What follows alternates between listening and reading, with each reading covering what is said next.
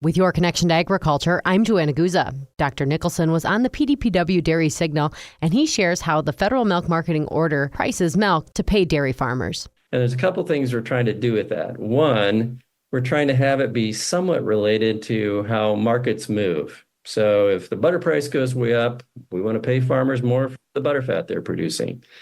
And so the way we've chosen to do this so far is we look at the products that we can make from milk, cheese, butter, dried whey in the case of a cheese manufacturing process.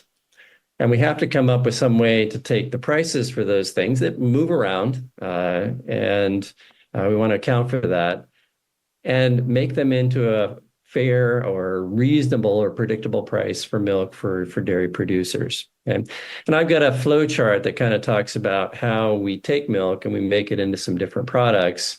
And what we're trying to do with the milk marketing order pricing is take those products and figure out what we should do in terms of a milk price. So the basic question is, how do we take the price of dairy products and make it into a predictable and reasonable price of milk that's going to be the minimum that should be paid to farmers? Okay. The way we kind of do this in taking those product prices from the marketplace, and I've now got a little bit of a flow chart that has like a butter price, a cheddar cheese price, and a dry whey price.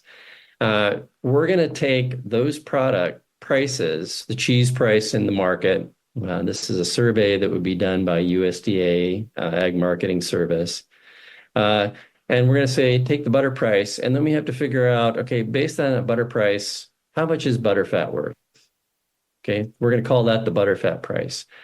We got a cheddar cheese price. How much is the protein in that cheese worth? Well, we're going to come up with a protein price. We got a dry whey price. We're going to take that and figure out, hey, how much is the other solids in milk that's not the fat and the proteins worth, right? So we take those product prices, we turn them into a butterfat price, a protein price, and another solids price. And then we look at the components that are in farm milk, that are the butterfat, the protein, and the other solids. And based on those values, we say, okay, this is a reasonable, way to think about pricing milk when we go to the farm level.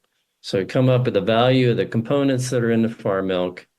We look at the actual quantities of the components that are in producer milk, and we pay producers based on the amount and the value of each of those individual components. Okay, so that's kind of the basic idea.